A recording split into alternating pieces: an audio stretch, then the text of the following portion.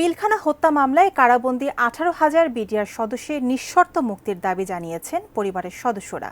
কেন্দ্রীয় শহীদ মিনারে গণজমায়েত থেকে এ দাবি জানানো হয়। আগামীকাল জামিন শুনানিতে ন্যায় বিচার না পেলে শাহবাগ মোড় ব্লকেডের হুঁশিয়ারিও তাদের। 2009 সালের 25 ও 26 ফেব্রুয়ারি ঘটে যাওয়া পিলখানা হত্যাকাণ্ডের সুষ্ঠু বিচার সহ 3 দফা দাবি নিয়ে সকালে কেন্দ্রীয় শহীদ মিনারে গণজমায়েতের আয়োজন করেন। এ ঘটনায় বন্দী বিডিআর সদস্যদের স্বজনরা। এ সময় বৈষম্য বিরোধী ছাত্র আন্দোলনের নেতারাও উপস্থিত ছিলেন। সিল্কোর সিল্ক অ্যান্ড শাইন, যাতে আছে আর্গান অয়েল ও ওট প্রোটিনের গুডনেস, যা আপনার চুলকে রাখে হেলদি অ্যান্ড শাইনিং।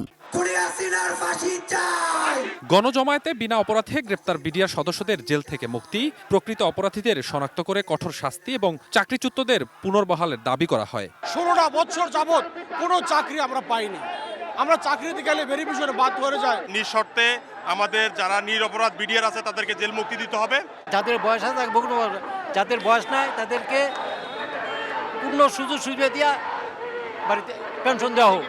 বেলা 12টার দিকে কেন্দ্রীয় শহীদ মিনার থেকে প্রধান উপদেষ্টার কাছে স্মারকলিপি দিতে রওনা হন তারা। শাহবাগ থানার সামনে পৌঁছালে পুলিশ তাদের আটকে দেয়। পরে 9 সদস্যের একটি প্রতিনিধি দল প্রধান উপদেষ্টার কাছে স্মারকলিপি দিতে তার রাষ্ট্রীয় বাসভবন যমুনায় যান। প্রধান উপদেষ্টার পক্ষ থেকে যিনি এসেছিলেন তার কাছ থেকে আশানুরূপ কোনো আশ্বাস আমরা পাইনি। বৃহস্পতিবার ঢাকার আদালতে কারাবন্দী বিডিআর সদস্যদের জামিন শুনানি রয়েছে। এ শুনানিতে ন্যায় বিচার না পেলে শাহবাগ মোড় ব্লকেডের কর্মসূচি দেন বৈষম্য বিরোধী ছাত্র আন্দোলনের অন্যতম সমন্বয়ক মাহিন সরকার। কালকে আপনারা জানেন কোর্টে শুনানি আছে।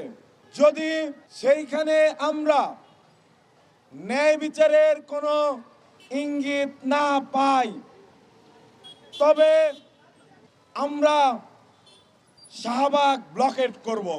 Swapan Ahmed, ATN news, Dhaka.